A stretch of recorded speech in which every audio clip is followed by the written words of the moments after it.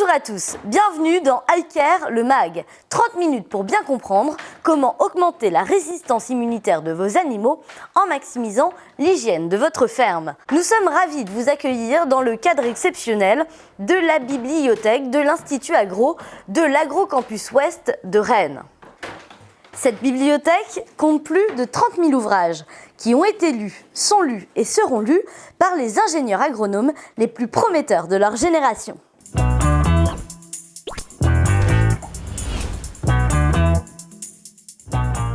Nous allons tout de suite rejoindre Alice Lequat. Bonjour Alice. Bonjour Gélène. Vous êtes référente iCare France. On est aujourd'hui dans iCare le MAG. Concrètement, qu'est-ce qu'iCare ? Alors, iCare, c'est une méthode de gestion de l'hygiène qui a été développée par la société Shippers il y a maintenant plus de 5 ans pour les productions porcines, avicoles et laitières. Pourquoi cette méthode iCare a-t-elle été développée ? Alors, des recherches récentes ont montré qu'en 2050, plus de 10 millions de personnes décéderont du fait d'une antibiorésistance. Or, 80% de ces molécules sont actuellement utilisées en élevage. En réduisant cette utilisation, nous pouvons préserver la santé de nos familles, nos amis, nos enfants.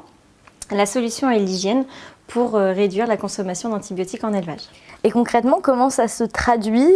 Comment l'hygiène est-elle appliquée aujourd'hui dans la méthode iCare ? iCare, ce sont des solutions associées à une méthode et suivies par des experts Shippers. Le tout repose sur 5 piliers fondamentaux. Et comment ces 5 piliers se traduisent aujourd'hui sur les exploitations ? Donc, les éleveurs privilégient le bien-être de leurs animaux et donc nous, on les accompagne avec un support nutritionnel et le traitement de l'eau. En parallèle, on met aussi l'accent sur l'hygiène du bâtiment et on se concentre sur le revêtement des surfaces, la régulation des bioagresseurs ainsi que le nettoyage et la désinfection. Et qu'est-ce que les éleveurs y gagnent ? Notre retour sur expérience prouve que les éleveurs gagnent en confort de travail et sur les performances zootechniques et économiques. Et aujourd'hui, combien d'exploitations sont déjà équipées avec cette méthode iCare ? Aujourd'hui, il y a 25 exploitations qui suivent la méthode iCare dans sa globalité. Et pour les éleveurs qui travaillent un ou plusieurs piliers, on compte des milliers d'exploitations partout en Europe. C'est pourquoi aujourd'hui on sait que ça fonctionne et qu'on veut partager ça au plus grand nombre. Merci Alice. Surtout si vous aussi vous voulez améliorer vos performances, eh bien restez avec nous. C'est parti, top générique.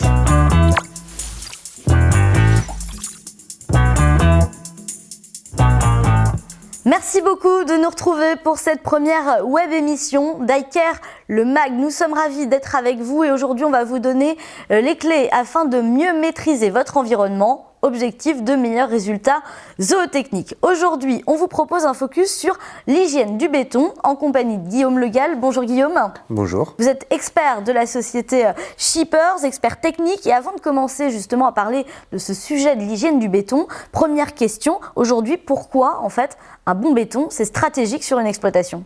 Alors, le béton est stratégique en élevage parce qu'on en retrouve aujourd'hui partout dans l'élevage, que ce soit les murs, vous construisez un bâtiment, vous faites les murs en béton, vous faites une dalle, c'est du béton, vous installez des caillebotis sur l'élevage, c'est aussi du béton, donc en fait on en retrouve partout dans le quotidien d'un éleveur. Alors déjà, peut-être sur cette matière qu'est le béton, pouvez-vous nous expliquer comment ça se fabrique, comment elle est constituée ? Alors, le béton, c'est en fait un mélange de produits. Déjà, on a du ciment dans le béton, ensuite on a de l'eau et enfin un granulat qui peut être du sable ou un gravion. Alors ça a l'air tout simple comme ça, hein, on fait le mélange et hop, on obtient du béton. Mais en réalité, aujourd'hui, comment je sais si mon béton est de bonne qualité ou pas ? Savoir si un béton est de bonne qualité, ça c'est toujours l'éternelle question. Les fabricants de béton ont différentes formulations généralement à proposer à l'éleveur. La qualité du béton va dépendre de la quantité de ciment que vous mettez à l'intérieur. Ça va vraiment faire la qualité du béton. Et plus vous allez mettre d'eau aussi, et plus vous allez malheureusement augmenter la porosité du béton. Et si vous augmentez trop la porosité du béton, ensuite vous aurez des soucis par la suite. Puisque quoi, mon sol n'est plus imperméable, pas suffisamment ? Voilà, c'est ça. En fait, le béton, une fois qu'il est trop poreux, vous allez avoir l'eau qui va s'infiltrer à l'intérieur. Et en plus de l'eau, vous avez souvent des pathogènes qui rentrent. Et malheureusement, si vous faites rentrer des pathogènes, une fois qu'ils sont à l'intérieur, pour les faire ressortir, ça va être très compliqué. Et ça va rendre aussi le béton difficilement lavable, mais aussi difficilement désinfectable. Fissures et bactéries ? Fissures et bactéries. Mais du coup, Guillaume, à part l'eau et les bactéries, quels sont les autres risques liés à la porosité de ce béton? En fait, les autres risques, c'est que le béton va se dégrader aussi très rapidement. Parce qu'il ne faut pas oublier, on peut avoir des actions qui sont mécaniques sur le béton, on peut avoir aussi du passage énorme sur les bétons et aussi le climat qui fait que le béton peut se dégrader très rapidement quand il est poreux. Il y a d'autres facteurs d'usure du béton? Bien sûr, il y a d'autres facteurs pour le béton parce qu'on peut utiliser par exemple des acides dans l'eau, donc ce qui va rendre l'eau acide. L'acidité de cette eau va ronger aussi le béton s'il est trop poreux. On peut aussi avoir l'aliment, parce que pour conserver l'aliment, il ne faut pas oublier qu'on les acidifie. Et qui dit acide dit aussi dégradation du béton derrière. Et enfin, on a le lavage mécanique qui est utilisé dans les élevages. On utilise souvent un nettoyeur haute pression pour le nettoyage. Donc du coup, ça engendre aussi une dégradation. Et enfin, on a le mouvement, par exemple, des vaches avec leur langue qui viennent râper le béton pour manger. Du coup, ça, c'est aussi une action qui peut dégrader les bétons. Alors Guillaume, en tant qu'expert technique, vous avez aussi souvent l'occasion de vous rendre sur le terrain. Est-ce que vous avez des exemples concrets d'usure du béton qui sont vraiment problématiques et qui sont souvent rencontrés? Oui, le premier exemple qui vient à l'esprit, c'est le problème des butyriques.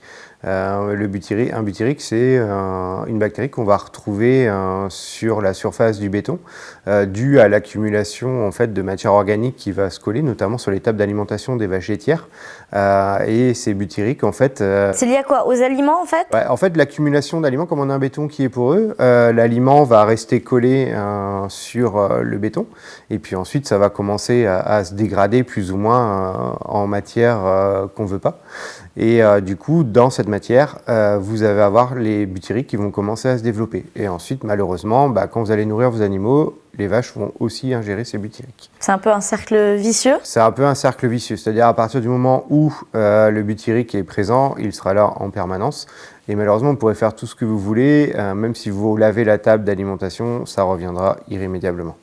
Mais du coup, Guillaume, est-ce qu'il y a quand même une solution? Oui, bien sûr, on peut appliquer un revêtement en fait sur la surface qui va donc c'est un revêtement à base d'époxy, un époxy thermodurcissable, et cet époxy va permettre de fermer la surface et de rendre complètement imperméable le béton. Donc quand je dis imperméable, ça va être imperméable aux bactéries, mais aussi à l'humidité, ce qui fait que l'humidité va plus pouvoir s'infiltrer à l'intérieur, mais aussi on va plus avoir du tout de matière à pouvoir coller sur le béton. La finition, ça donne un effet plastifié, c'est ça? Tout à fait, ça a un effet plastifié, comme l'époxy, c'est un plastique, en fait, la base c'est comme un plastique, et du coup, en fait, là, ça va faire un effet plastifié, tout à fait. Finalement, quoi de mieux qu'une démonstration pour bien se rendre compte de l'imperméabilité de ce type de revêtement? Regardez.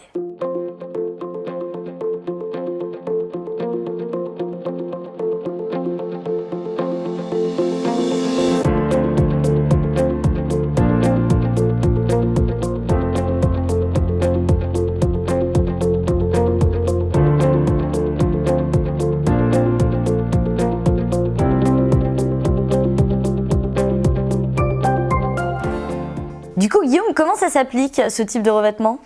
Alors, pour impliquer un revêtement, ça nécessite un certain nombre d'étapes. C'est à la portée de tous. Donc, nous, on peut réaliser, sur le Grand Ouest, nous réalisons les chantiers nous-mêmes, mais un éleveur peut aussi très bien le faire lui-même. Pour ce faire, il y a plusieurs étapes quand même à suivre, avec de la préparation du support. 80% du travail, c'est aussi la préparation du support, et c'est aussi la condition sine qua non que le revêtement dure dans le temps. Donc, pour préparer ce support, il faut d'abord un bon nettoyage. On utilise un produit spécifique en fait pour nettoyer ce béton. Il faut aussi poncer ce béton pour réaliser une bonne accroche sur la surface. Et une fois que c'est réalisé, il faut un bon séchage, à savoir que les époxys sont très allergiques à l'humidité pendant la pose, donc il faut vraiment que le sol soit hyper sec. Nous avons aussi des préconisations de température. Il faut que la température ambiante soit entre 15 et 25 degrés pour pouvoir réaliser l'application. Et ensuite, pour le revêtement, c'est assez simple. Pour le matériel, il vous faut simplement un malaxeur ou une perceuse avec une tige mélangeuse et simplement des rouleaux et des pinceaux, et vous êtes parti à appliquer le revêtement. Eh bien promis, la prochaine fois Guillaume, je vous accompagnerai pour voir tout ça sur le terrain. Et pour l'heure, on va tout de suite se rendre sur l'exploitation de Monsieur Prideau. Il est éleveur laitier et il a justement appliqué ce revêtement sur sa table d'alimentation. Il témoigne du confort de travail que cela lui apporte. Bonjour, Alain Prideau du GAIP Prideau, exploitant à Plounier-Quintin dans les Côtes-d'Armor. Donc on a rénové notre table d'alimentation parce qu'elle était dégradée au bout de 10 ans de service et la pénibilité était le nettoyage de l'auge. Le premier jour, c'est moi qui l'ai faite. J'ai lavé l'auge, j'ai appliqué un acide, puis j'ai rincé et laissé sécher. Le deuxième jour, l'entreprise Super s'est arrivée et a appliqué la résine. Et moi j'ai attendu une journée supplémentaire pour remettre l'alimentation pour les vaches. Les vaches se sont très bien habituées et n'ont pas été perturbées du tout. J'estime que la ration est mieux valorisée. L'aliment ne tombe pas sur le béton et ne reste pas collé. Il est vraiment pris par les vaches.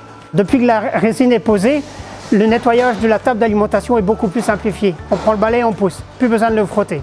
Alors nous avons un robot pousse-fourrage depuis 5 ans et on voit une nette différence sur la résine. C'est nickel, il ne patine jamais, il ne dévie jamais. Guillaume, on a aussi sélectionné pour vous quelques questions qui reviennent fréquemment chez les éleveurs et notamment la première, comment je fais pour appliquer ce type de revêtement alors que mon bâtiment est en fonctionnement? C'est tout simplement une question d'organisation. Dans un élevage de porc, comme on travaille souvent par bande d'animaux, il suffit qu'une salle soit vide pour faire l'application d'un revêtement. Pour un élevage bovin, par exemple pour la table d'alimentation, là c'est une question d'organisation aussi. On peut simplement donner à manger aux animaux dehors le temps qu'on réalise la table d'alimentation. Et ensuite, nous, on peut intervenir dans la foulée et il faut compter à peu près 48 à 72 heures sans pouvoir donner à manger sur la table d'alimentation derrière. On a beaucoup parlé justement de cette table d'alimentation, mais aujourd'hui, est-ce qu'il y a d'autres surfaces qui peuvent aussi être recouvertes de résine époxy ?